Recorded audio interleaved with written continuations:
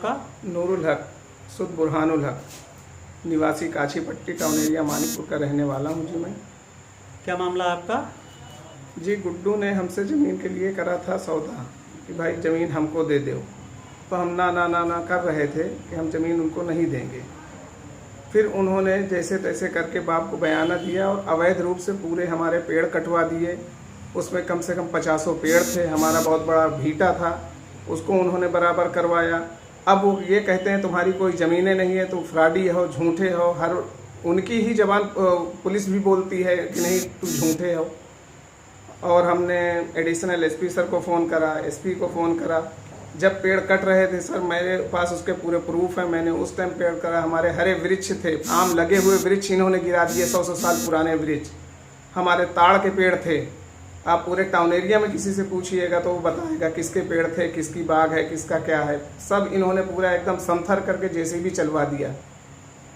फिर इन्होंने एक दिन हमारे घर पे, इनसे हमारी बात नहीं जमी, इन्होंने हमारे चाचा को, लड़कों को लाया सामने, खड़ा करके हमारी बाउंड्री पूरी गिरवा दिया, समथर कर दिया। फिर ये थाने में बैठ के कहते हैं कि अगर अब नहीं माने तो अंजाम अपना सोच ले हो, अभी हमारी ताकत को तुम नहीं पहचाने। तो हमने कहा हम मृत्यु एक बार आती है इंसान को, हम मृत्यु से नहीं डरते।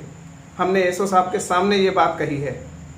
एसओ साहब बैठे थे, एसआई साहब बैठे थे, सबके सामने उन्होंने हमसे धमकी दिया। हमने उनको कहा भी कि देख रहे हैं आप, ये धमकी हमको दे रहे हैं। एसओ साहब ने इस तरह नहीं करवाया? एसओ साहब चेयरमैन की जबान बोलते हैं, कहते तुम्हारा कुछ नहीं है, तुम्हारे जो कि हमारे पास पूरे प्रमाण है। चाचा से हमने 2013 में लिखाया, आज 7 साल हो गए, हमारे चाचा का मानसिक संतुलन खो चुका है। अब उसके लड़के को इन्होंने भड़का के, समझा के अपना उल्लू सीधा करना चाहते कि पूरी भूमि पे हम कब्जा कर लें और हम अपना प्लाटिंग कर लें अवैध रूप से पूरी।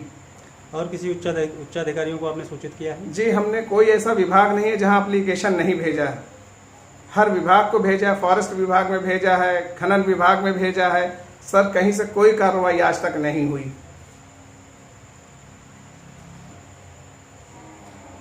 अब हमारा डीएम साहब से अनुरोध है, एसपी सर से अनुरोध है कि हमारी ज़मीन बचाएं, हमारा घर बचाएं। वो बाहुबली आदमी हैं, मौजूदा चेयरमैन हैं, वो अवैध रूप से पूरी ज़मीन कब्जा कर रहे हैं। सर इसकी संज्ञान लें, इसमें सच्चाई क्या है।